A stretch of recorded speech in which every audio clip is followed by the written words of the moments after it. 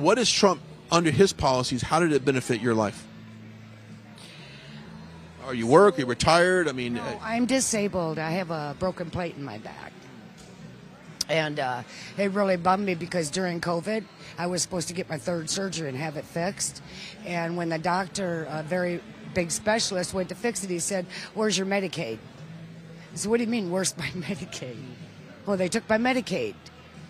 So I'm coming up here hoping I can get my surgery done. You heard that right. This woman is struggling to get the surgery she needs after her state stripped away Medicaid. Now she's hoping that Donald Trump and the same Republicans who took her Medicaid away will give it back. Well, I have some bad news for you. That's just not how it works. Over on Capitol Hill, Republican lawmakers have spent the better part of a year hatching plans to strip away Medicaid benefits from Americans in need. And they were loudly advertising those plans as far back as March, when the GOP wanted to add Medicaid work requirements. Yeah, work requirements for disabled people. The GOP's original plan included no exception for the disabled, but in May they tried again, this time focusing just on the 19 million recipients who aren't disabled. Yet women like our MAGA voter often find themselves caught in overbroad applications of work requirements. Or, you know, they just end up getting thrown off Medicaid entirely. And if you think the fact that most Americans support programs like Medicaid and Social Security might scare Republicans away from major cuts, well, take a look at what the GOP's presidential candidates are saying. We've got to deal with the long-term national debt issues. You got people on this stage that won't even talk about issues like Social Security and Medicare. Entitlements ever be on your plate? At some point they will be. You know, that's actually the easiest of all things, if you look. I think I have to be excited about their response to the long-term challenges that we have in our entitlement programs. There's no doubt that we have to wrestle this beast to the ground. But I think we should try to look at entitlements, look at restructuring Medicare. We need to acknowledge all of the entitlements that we have. It's an issue. So the first thing you do is you change the retirement age. From raising the retirement age to reducing the amount of benefits seniors get from Social Security to just chucking people off Medicare and Medicaid, Republicans aren't hiding that their agenda would leave more Americans unprotected from emergencies. They just really don't care. And what about those troops Republicans love to say they support? Well, tough luck, soldiers, because Senate Republicans couldn't be clearer that your health care is not a priority for them. Take a look at this recent vote to extend quality health care to frontline troops.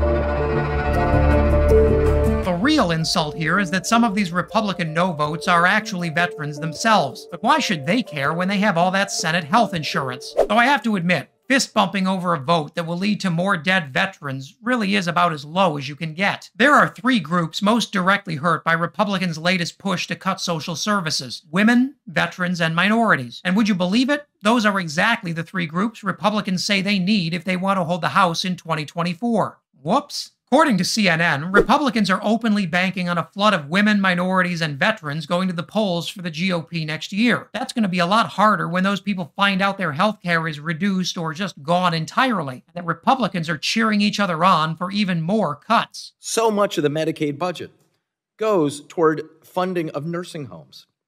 So Medicaid is a program that helps not just the poorest of the poor with health care. It goes well beyond that.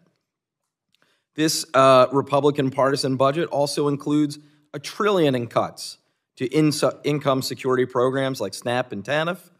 It includes $200 billion in cuts to education, $217 billion in cuts to the Highway Trust Fund. In addition to the nearly $400 billion in cuts for Medicare that Republicans want, they also want to take $1 trillion in food assistance out of children's mouths. And for good measure, they're going to make the highways worse too. Man, it's like these guys want to lose. Kevin McCarthy's latest package includes nearly $4 trillion in cuts to programs millions of Americans need. He's just really hoping they won't notice when the checks stop coming. And since Republicans are so loud about all this, voters will have no trouble figuring out who's to blame. This casual cruelty is the true face of the Republican Party, and voters will see a lot more of it as the far right pushes Kevin McCarthy off the extremist cliff. That's great news for Democrats' electoral hopes, and a nightmare for the American people. And if that wasn't enough, check out this video. So much food and water stored down there to feed the whole United States for about 10 years. And as always, leave a comment below so you can let me know what I should cover